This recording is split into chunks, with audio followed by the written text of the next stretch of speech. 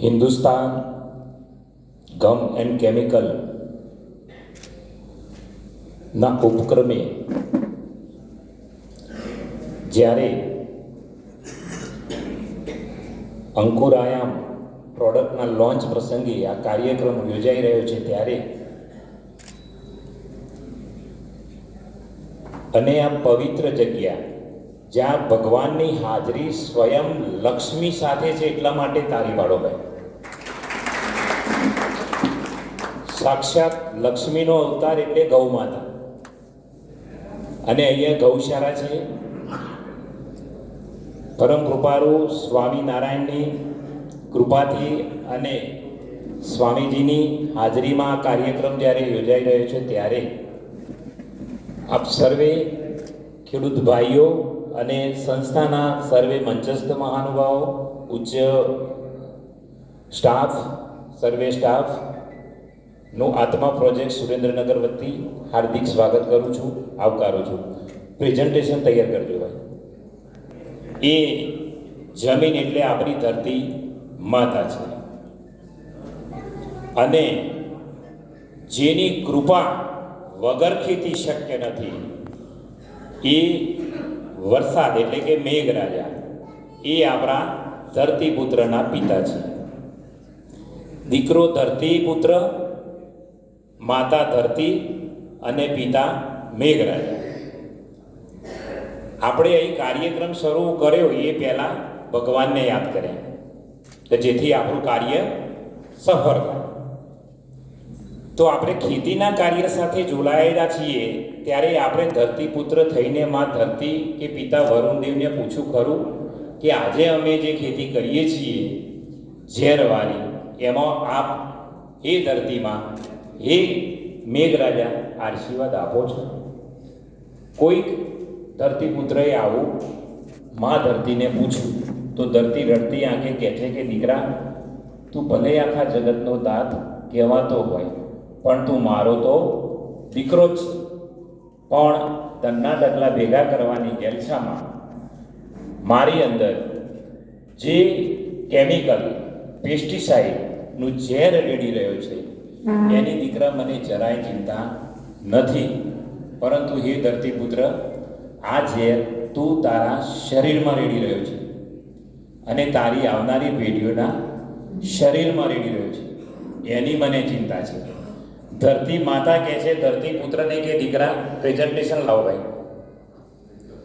ધરતી માતા કહે છે કે હે ધરતીપુત્ર, નેક્સ્ટ,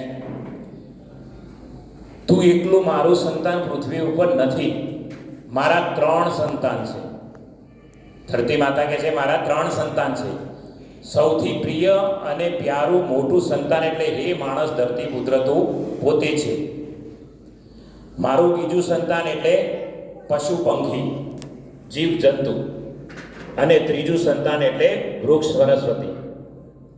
કોઈ પણ માં હોય તો એની શું અપેક્ષા હોય કે બધા જ બાળકોની અંદર આનંદ કિલ્લો.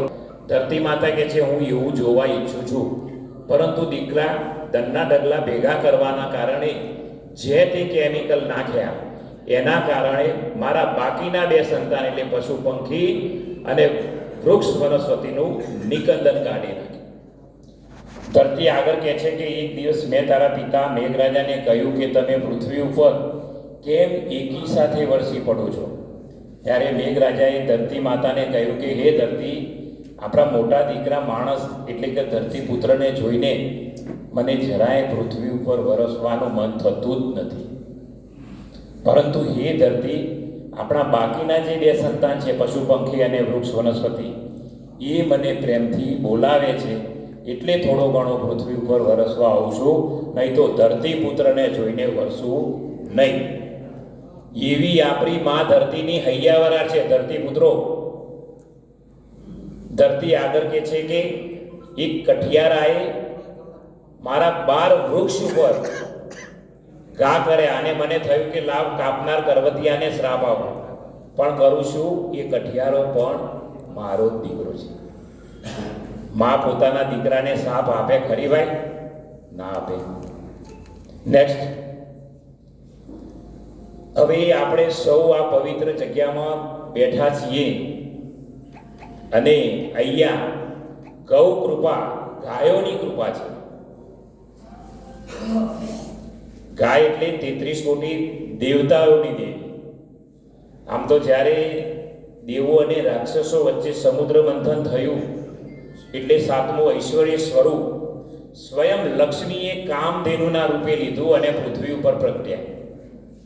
એક એવી પણ બાબત છે કે જ્યારે લક્ષ્મીજીનું અવતરણ થયું ત્યારે આવા જ ખેતરો નહોતા. આખું હેડિંબા વન હતું.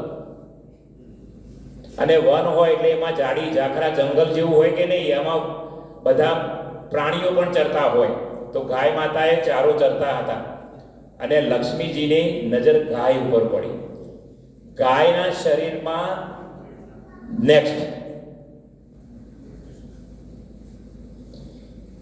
ગાયના શરીરમાં 33 કોટી દેવતાઓ વસે છે. એટલે સ્વયં લક્ષ્મીજીને પણ દેવો સાથે રહેવાની ઈચ્છા થઈ, કારણ કે એ દેવોની દેવી છે.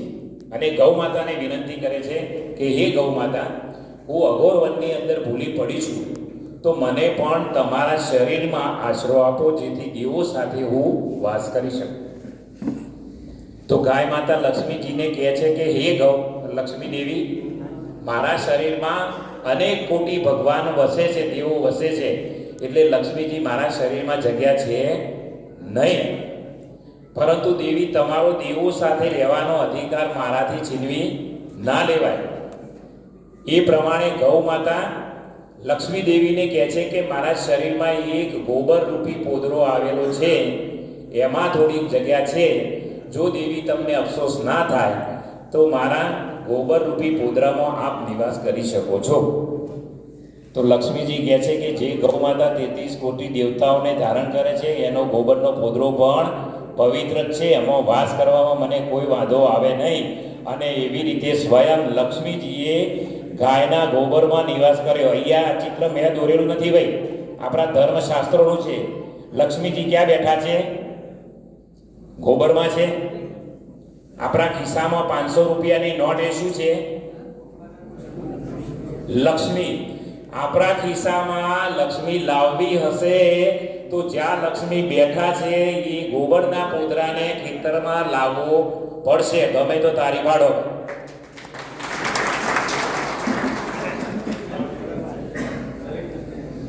હવે આ ધર્મની વાત થઈ. આપણે કૃષિ એ વિજ્ઞાન છે, બરાબર?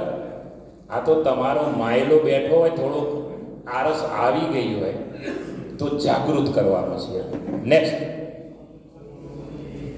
આ કૃષિ કેમિકલનો આ તમે ઘણા સોશિયલ મીડિયામાં વાંચ્યું હશે. નેક્સ્ટ, આપણા પ્રદેશની અલગ અલગ ગાયો બતાવી છે ભારત પ્રદેશની. આમ તો ભારત એ ખેતી પ્રધાન દેશ છે. એના લોકોને ખેતી શીખવાડી કોઈ ના શકે ભાઈ. 1924 ની વાત કરું કે આપણા જે ફાધર ઓફ ઓર્ગેનિક ફાર્મિંગ કહેવાય વૈજ્ઞાનિક છે, એનું નામ છે આલ્બર્ટ હાવર્ડ.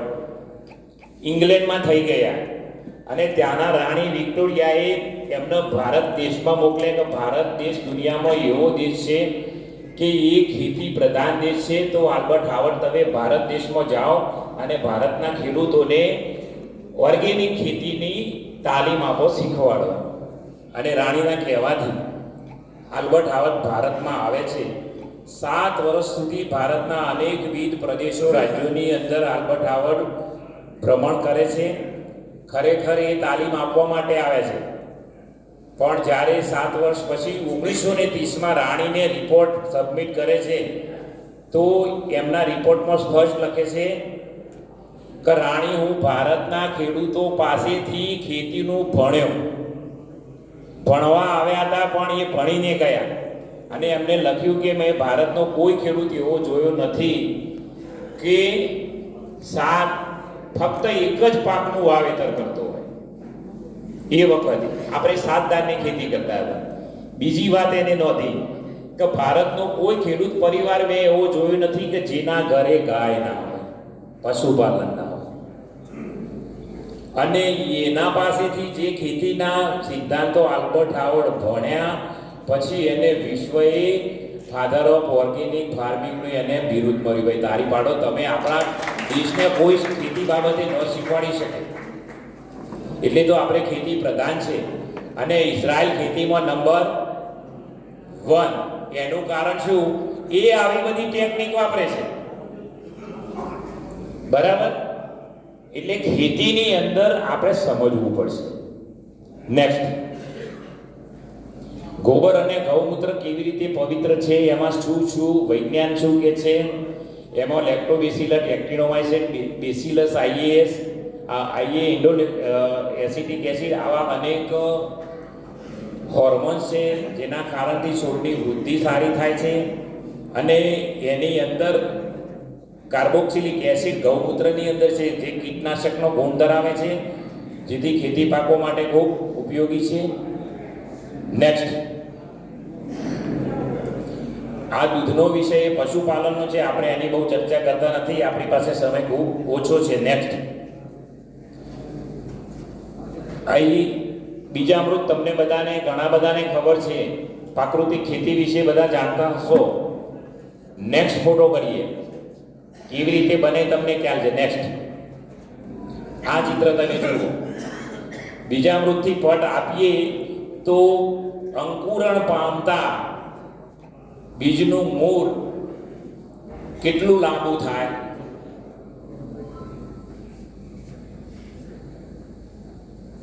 અને એમને નહીં આપો તો કેવું છે?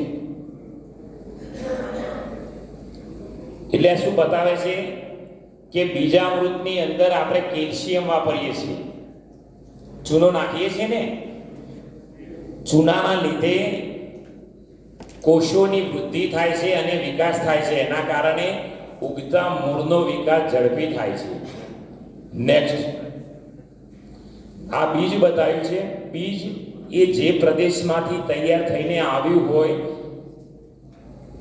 એ પ્રદેશના ગુણો લઈને જાય. આપણે માનો કે જન્મ લઈને આવીએ તો આપણે આપણું પ્રારબ્ધ લઈને આવીએ છીએ કે નહીં, એવી વાત છે. એટલે આપણા વિસ્તારને અનુરૂપ, આપણા વિસ્તારમાં ક્યાંક તૈયાર થતા હોય લોકલ સીડ, એનું ખૂબ મહત્વ રહેલું છે, જે આપણા વિસ્તારને વધુ અનુકૂળ આવે. નેક્સ્ટ, ઘન જીવામૃત છે. એ જીવામૃતનો ઉપયોગ કરીને બનાવવામાં આવે છે. આ આપણે જમીનમાં નાખીએ તો જમીનની ભેજ ધારણ શક્તિ વધારે છે. આનો CN રેશિયો, કાર્બન નાઇટ્રોજનનો રેશિયો 12:1 છે. એટલે જમીનની ફળદ્રુપતા વધારે છે. અને આમ તો આપણા વૈજ્ઞાનિકોએ કહેલું જ હતું કે ભાઈ હેક્ટરે 8 થી 10 ટન તમારે સારું પોવાયેલું ગળતરિયું ખાતર વાપરવું અને પછી ભલામણ મુજબના ખાતરોનો આપણે વપરાશ કરવો જોઈએ. પણ આપણે પહેલી લીટી ભૂસી નાખી અને બીજી લીટી ઉપર આવી ગયા. પોષણ તત્વોને લભ્ય બનાવે અને એમાં છોડનો વિકાસ પણ સારો થાય. નેક્સ્ટ, ઘન જીવામૃત બનાવવાની પદ્ધતિ છે, એકવાર વાંચી જાઓ. પાછળ ભાઈ વંચાય છે. એમાં એક ટ્રોલી આપણે 2000 કિલો છાણિયું ખાતર ગળતરિયું લઈએ. જો ગાયનું હોય તો ઠીક છે, ના હોય તો જે ખાતર આપણી પાસે છાણિયું ખાતર હોય લઈ શકાય. એમાં 10% એટલે કે 200 લીટર જીવામૃત ભેળવી 7 દિવસ રાખવાનું છે. ફરી 7 દિવસ પછી બીજું 10% એટલે કે 200 લીટર જીવામૃત નાખી 7 દિવસ રાખી. આ રીતે 15 દિવસ પછી તૈયાર થાય. એક ટ્રોલી ઘન જીવામૃત 1 હેક્ટર માટે પૂરતું છે. 4.25 વીઘામાં ચાલે. આપણે પ્રતિ વીઘે 2 કે 3 ટ્રોલી નાખતા હશો, પણ આ રીતે નાખો.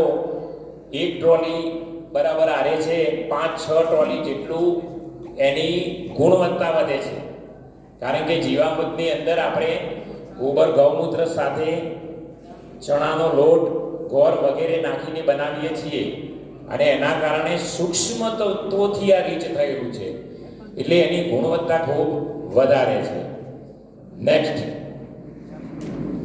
અહીં આપણા બીજામૃતની અંદર પોષણ તત્વોનું પ્રમાણ બતાવે છે. જો ગોબર અને ગૌમૂત્રની અંદર તત્વો નથી, એટલા બીજામૃતની અંદર નાઇટ્રોજનના તત્વ વધારે આવે છે અને આ જૈવિક નાઇટ્રોજન કહેવાય.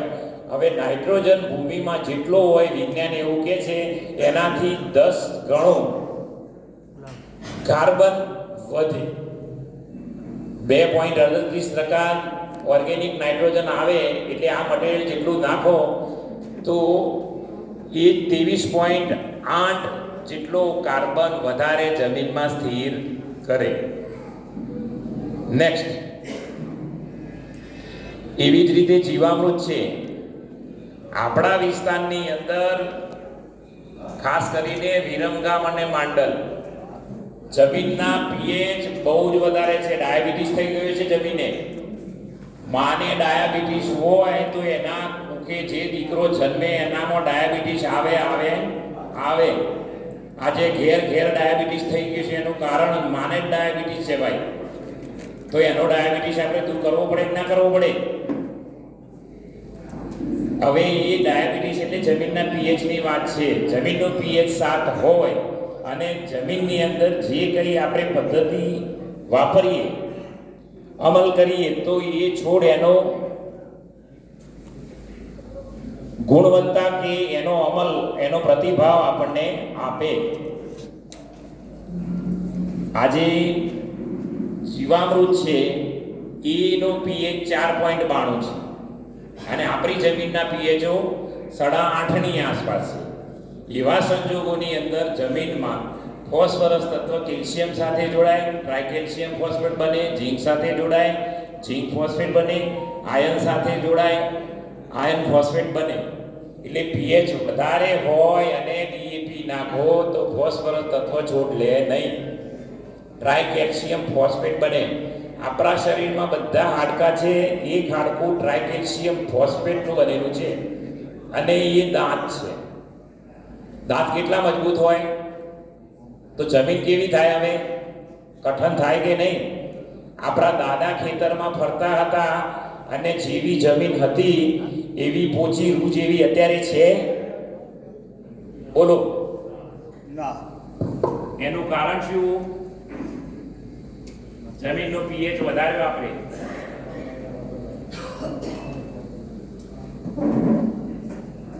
નેક્સ્ટ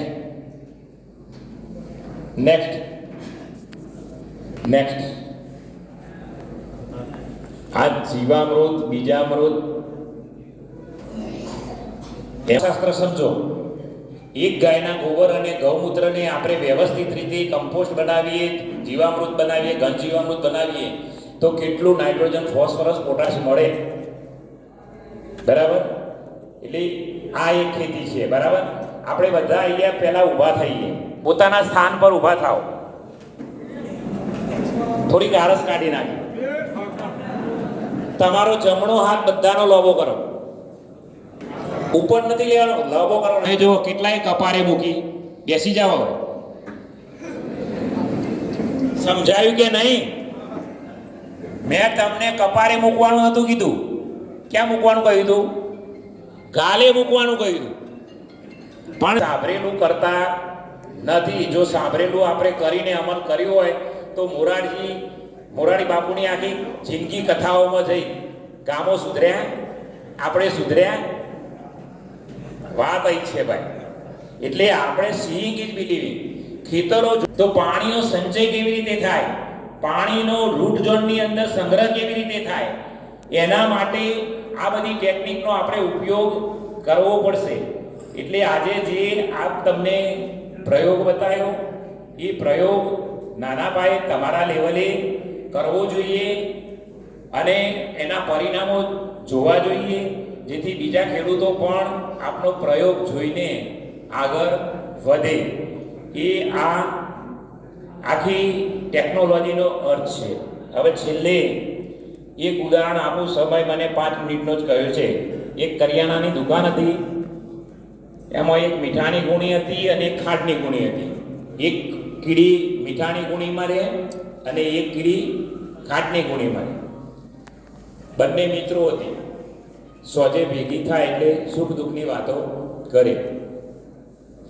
મીઠાની ગુણીમાં રહેતી કીડી એવું કહે છે કે મારું તો જીવન સાવ ખારું છે, ભગવાન મને ઉપર લઈ લે તો સારું.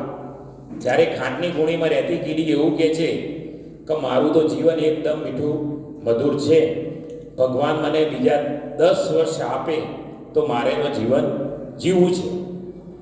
તો બંને બેનપણીઓ હતી એટલે એકબીજાને મદદ કરે કે નહીં? એટલે મીઠાની ગુણીમાં જે કીડી રહેતી હતી એ પેલી કીડીને કહે કે તું મારી ખાંડની ગુણીમાં આવી જા અને હું તારી જગ્યાએ મીઠાની ગુણીમાં જાઉં. બંને કીડીઓએ ગુણ બદલી નાખી અને ફરી પાછી રાત્રે ભેગી થાય છે. મીઠાની ગુણીમાં રહેતી એ કીડી ક્યાં જઈને આવી છે? ખાંડની ગુણીમાં. અને પછી એવું કહે છે કે મારું તો જીવન સાવ ખારું છે, ભગવાન મને ઉપર લઈ લે તો સારું. તો પેલું કે આને કેમ ખાટના ઘરપણની ખબર ના પડી? તો એ મીઠાની ગુણી જ્યારે ખાંડની ગુણીમાં જઈ ત્યારે મીઠાનો ટુકડો પકડીને જઈ, જો એ ટુકડો મૂક્યો હશે અને ખાંડનો ગુણો પકડ્યો હોત તો એને ઘરપણની ખબર પડે. આ બે પગવાળી કીડીઓ છે એની જ વાત છે ભાઈ, બરાબર? તમે હજી કેમિકલની થેલીઓ લઈને હાથે DAPની થેલી લઈને અહીંયા બેઠા હશો તો નેચરલ ફાર્મિંગની તમને ખબર પડશે નહીં. કોઈક એકાદ વીઘાની અંદર તમે તમારી ટેકનિક જે રાસાયણિક ખેતી પદ્ધતિ છે એને સાઈડમાં રાખી નેચરલ ફાર્મિંગના સિદ્ધાંતો છે એને વ્યવસ્થિત સમજી વીઘો કે અડધા વીઘામાં એનો પ્રયોગ કરો. પ્રાકૃતિક ખેતી એ આજના સમયની માંગ છે. વિશ્વ આખું સાત્વિક ખોરાક ખાવા માંગે છે. વિશ્વ લેવલે મોટી ડિમાન્ડ છે અને વિશ્વને ખબર છે કે સાત્વિક ખોરાક આપવાની ક્ષમતા વિશ્વના ફક્ત એક જ દેશ પાસે છે અને એ આપણે છીએ. તારી પાડો આપણા દેશમાં. એટલે હવે આપણે બદલાવવું પડશે. ઊભે દોઈએ ઊંટ, બેઠે દોઈએ બકરીઓ. જેવો વાય વાયરો એવી દઈએ ઊભ. સમય સાથે આપણે બદલાવવું પડશે. નાના પ્રયોગે ટેકનોલોજી સાથેના અખતરાઓ આપણે કરવા પડશે અને ખેતીને આપણે નફાકારક બનાવવી પડશે. અસ્તુ. ભારત માતા કી જય, ગૌ માતા કી જય. અહીંયા આયોજકોએ જે આયોજન કરી બોલવાની મને તક આપી તે બદલ પ્રોજેક્ટ ડાયરેક્ટર આત્મા સુરેન્દ્રનગર વતી આપનો ખૂબ ખૂબ આભાર. બધું જલીલભાઈ બતાવશે આપણને. हेलो अब ये जो आपका उनको बुलाया था ना मैंने, अब हम कुछ और आपको एक बार दिखा देते हैं।